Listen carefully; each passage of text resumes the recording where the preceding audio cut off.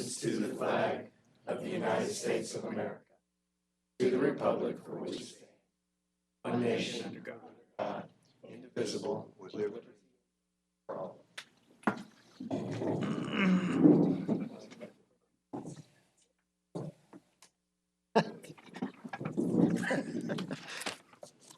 Thank you. I want to welcome everyone to our August 30th meeting.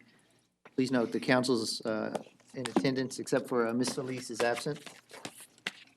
Our first item on our agenda is items from council. Council, do you have anything at this point you want to discuss while we're all here? If we can, Mr. Mayor, if we can put on the agenda for next meeting to talk about recycling once again. Okay. Or do we Since should we talk it's, about it in the budget? well, it's in the budget already, so you can talk about it any time during the, you can even talk about it tonight or at any of the budget meetings, so it doesn't have to Perfect. specifically be on the agenda, Kind of thought that, but Okay. unless you want it for the public purpose broken out. I'll give them an opportunity to come up here and speak if they'd like. Yeah. You want to wait till Felice next? will be back next week, right? Okay. But anybody that's here to speak about it tonight is still welcome to. Oh, yeah. Oh, sure. Sure. Anything else? I do want to point out real quickly, all we have is 2 public hearings tonight. There's no votes. See who's the first one to say, I move. How we forget occasionally, we're such creatures of habit. But, so we just have 2 public hearings, and then we do have 1 short executive session, which will go next door, so. Okay, no further items from council, then we'll move into citizens' communication, and I'm pretty sure we have a few people here. Now's the time to come forward and speak about anything at all that you'd like to, and state your name and address for the record, and try to keep it under 5 minutes if you can, out of respect for everyone else. I know this speaker is not shy. Our wonderful school district superintendent is with us tonight. Thank you. Good evening, Mayor Polasic, Ms. Garrett, and distinguished members of our City Council. I am Dr. Robert Jacklich, and I'm the Superintendent of Schools for the Victoria ISD. I'm here this evening to speak on behalf of our Board of Trustees and our entire school district regarding the benefits of the Recycle program and request and thank you for your continuation of this program, at least through the current contract period. According from information that was discussed at previous city council meetings, continuing with the current recycling program would cost Victoria households $2.92 per month, and this price is locked in through 2017. It is important to note that 70% of Victoria Trash customers also participate in the current city's recycling program. As a superintendent, I truly understand your responsibility of looking at the financial cost of recycling, as well as taking into account the poor market conditions that currently exist. However, the value of recycling cannot just be measured in dollars and cents alone. We believe that as a city and a school district, we can encourage our citizens and students to think globally and locally. This past year, our students in the VISD recycled more than 1.5 million containers throughout Victoria. To put this number in perspective, if we line the containers up from end to end, the line would stretch from the city of Victoria to the beaches of Galveston, approximately 120 miles. We also had 5 of our VISD schools placed in the top 20 of recycling schools throughout the United States, and these top 5 VISD schools represented both the elementary and secondary levels. De Leon Elementary placed 4th and won $10,000 for their amazing efforts, and for the second time in 3 years, Torres Elementary School won the top prize of $25,000 and placed number 1 in the nation. As a school district, we are extremely proud of our recycle efforts and the overall message that recycling teaches our students, parents, and community members. Our success is truly a community success, and we ask that you allow us the opportunity to continue to make a difference in our community, in our state, and in our planet. Again, we want to thank you for your service to our great city and for reminding us all that the city of Victoria is too great for small dreams. Thank you so much. Thank you, Dr. Jacklich. We appreciate the work you do at Victoria ISD, and we're all very proud of y'all's achievements, especially those prizes for recycling. Thank you, sir. Quite a celebration. It is. We appreciate you very much, too. Thank you. Citizens' communication is still open for anyone who would like to come forward.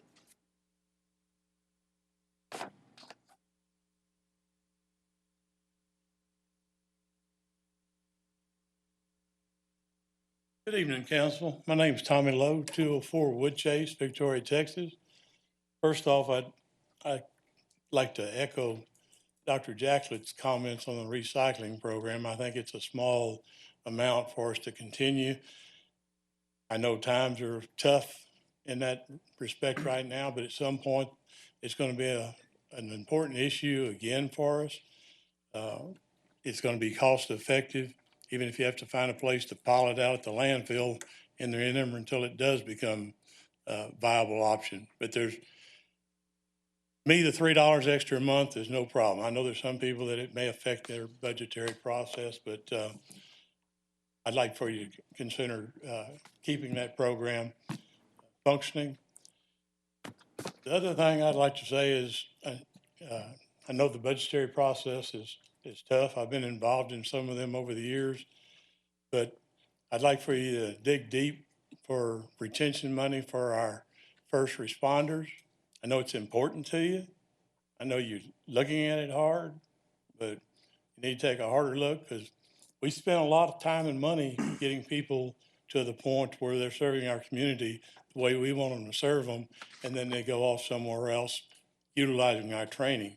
We've got people that are chief of police in places like Seguin and everything that got their training here on our dollar. So the other thing that's near and dear to me is Mr. Gill can tell you, is the streets out in Woodway. You know, I'm not going to stand here and talk about how they got in the condition they are. I mean, there's a lot of discussions about what happened to the streets after the resurfacing job and everything. It's obvious that there's been a lot of money spent on the streets since the resurfacing in order to try to get them to where they're navigable without being a safety problem. I don't know how much money that is, but just looking at the time and effort, you probably spent several $100,000 doing that. My taxes haven't gone down. In fact, they went up in the last 5 years. My taxes have gone up $100,000 of value on my house, pay about $7,500 a year in taxes. So the conditions of my street is deteriorating and deteriorating as we speak today with the rain that we're getting. The surface is not sealed. We don't have those big piles that we had initially when the surface started breaking down. But if you drive through and just as a casual observer look at the streets, you can tell they're deteriorating. And this is just going to accelerate the process. So again, I understand the budget. You got a finite amount of money to deal with. But one of the reasons you're having the issues you have right now on the streets is that past councils have kicked this down the road. Back in the 80s when we had the oil and gas industry have a turn down, a lot of that money was put somewhere else. We can make arguments for a lot of different places, but I'd like for you to keep the focus on the streets in Woodway. Go ahead and do the job, do it right. It affects my property values. There's people that have bought in other subdivisions because of the streets in Woodway. So I would encourage you to focus on that, focus on the retention of our first responders, and continue the recycling. And thank you for your service. Emmett, appreciate your. Thank you. We appreciate you coming down and providing your input to us. Citizens' communication is still open if anyone would like to come forward.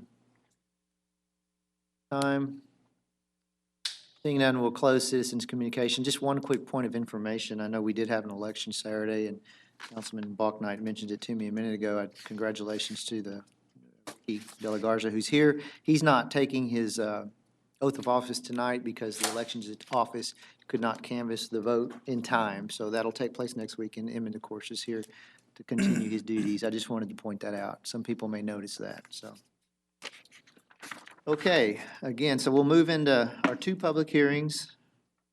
First one's on our tax rate. Item C1 is the second public hearing on the 2016-2017 City of Victoria tax rate. So we'll open the public hearing on that. If anyone would like to speak to us about the tax rate, now would be the time. No one did it. We'll close the public hearing. Council, you didn't make a motion. That's good. Is there, I don't suppose if y'all had discussion, y'all could bring it up at Can any we just point. announce what that rate is, please? 58.92, is that right? That's correct. 8.92. Which is the, and thank you, Mr. Alvarez, for Effective bringing rate. that up. That's the effective rate, which represents the rate which brings in the same revenues last year, which is not a tax increase. That's a true statement. We can all agree. All right. And we'll have another public hearing on that in addition to 3 votes. Tax rate at some point. Okay, our second item. Sure, is the second public hearing on the City of Victoria budget for fiscal year 2016-17. Okay. So we'll open that public hearing on the budget. If anyone would like to come forward and add any comments about the budget. Seeing no one jump up, we'll close the public hearing on the budget. Do you want We do, yes, as the city manager's reminding me, Lynn Short has a short discussion about some of the street issues that have been brought up, so this is a good time, I suppose. Okay, good evening. I just wanted to kind of go over the FY 2017 proposed projects that are currently in our CIP. And what I've got here is some slides from the April 2016 CIP presentation that we did with some marked up changes I wanted to show you. So this sheet is the planned project sheet for 2017 from that April 2016 CIP discussion we had. What we've done here is gone in and just marked out a line, struck through those projects that have recommended in the budget here that we don't move forward with in FY 2017.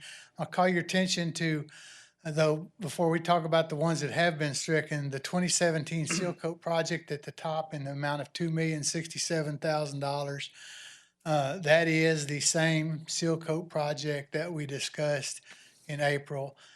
Only we've moved a little bit of the funding around, so 1.8 of that is coming from the general fund budget. The remaining 267,000 is coming from unspent revenue bonds. That- GO bonds, excuse me. When I saw, and that's important to note, and I'm hoping council all understands, at the last meeting, there was some confusion. Mr. Reyna, I thought cleared it up, but maybe not. We're not cutting that program. That $2,067,000 is the same amount that's been there the whole time. That's correct. We were discussing the revenues, and obviously, when we talk about the general fund, which is the biggest part of the budget, we're trying to make, staff is making the tax rate, property value formula work out to balance out the general fund. So that's where we moved that 267 out of the general fund and found another source of revenues for it to keep the program whole. Now, I know, like I said, Mr. Reyna, I think, explained that somewhat. Maybe, hopefully all of council got that. Very Want the good. public to understand that. And so the projects that we have recommended removing, Vista del Sol, that's the complete reconstruction of those streets. We originally proposed that based on projected bond capacity that we would have within the existing rate structure. That capacity no longer exists, so we've stricken that. Also, the Juan Lynn Street from Ben Jordan to Spiegelhauer has been stricken. So what's left in the residential rebuild is the North Heights Phase 3 project in the amount of $1.24 million. We've also stricken the Nursery Drive project, which relied on some debt capacity.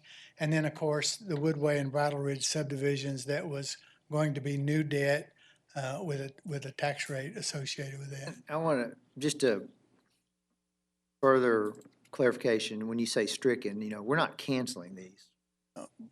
moving them to another Deferring them, year, right. matching up the revenue. There are projects for the next 5 years listed on this. Y'all know this, but I'm speaking for the benefit of the public. Just can't get to them in this year. Say stricken, we're not, never going to go back and do nursery Picking up from five. this budget, yes, Yeah, you're there's some correct. people out there that would kill us if we didn't, so. And that will be reviewed when we go through the CIP list February. again, and it's gonna be in February. Yes, sir. Yes, Okay, we'll do that in February and go through these and prioritize them, but they're still on the list right now until we looked at in that 5-year window. That's correct. correct. Okay. And just further information about the seal coat changes, if you'll remember, I showed you this slide in April. Some of those, that initial list of 6 projects that are shown there were originally in the 2015 project, but we had to remove them because we changed the process on some of the 2015 projects to a reclaim seal. It was more expensive. So in 2017, we're proposing to add them back. And then there are 3 other projects there that were originally in the 2017. When you just add the 15 to them, that increases the price tag to estimate to $2.86 million, which substantially exceeded the, originally we said we were going to spend about $2 million a year on a seal coat project or a preventive maintenance project. And so to get that 2.86 back down close to 2 million, we said we would move Country Club Village and Benchmark to 2018 in the list, which would bring the total back to $2,067,000, which is what is in your budget. And there again is a listing of those, what we're proposing for 2017 and what is shown, what is included in your budget. I'll answer any questions you might have about any of those. And just to reiterate, the projects that were postponed are tied to that debt service and that, inability to increase that debt. 7.6 million or so it was. Very good. And you're gonna not make it rain anymore for a little while so we can do it all. I wish I could control that. I know that's hard on you guys, so. we appreciate You wouldn't be working if you could control the rain. This is Lynn. true. This is true. Yeah. All right, thank you. Thank you. Thank you. Council, is there any other discussion needed for this? I knew this would be a short meeting, but, okay. So the only thing we have left is we're gonna adjourn into executive session. There's no announcements coming out. Nope. And we'll have that right next door here. City Council will recess now for executive session on the 30th day of August 2016 at 5:18 PM. The subject matter of the executive session and deliberation is as follows. Texas Government Code Section 551.071, consultation with attorney on a matter involving pending or contemplated litigation or other matter in which the duty of the attorney to the governmental body under the Texas Disciplinary Rules of Professional Conduct of the State Bar of Texas clearly conflicts with the Texas Open Meeting Act to include but not be limited to the Redburn litigation. Thank you.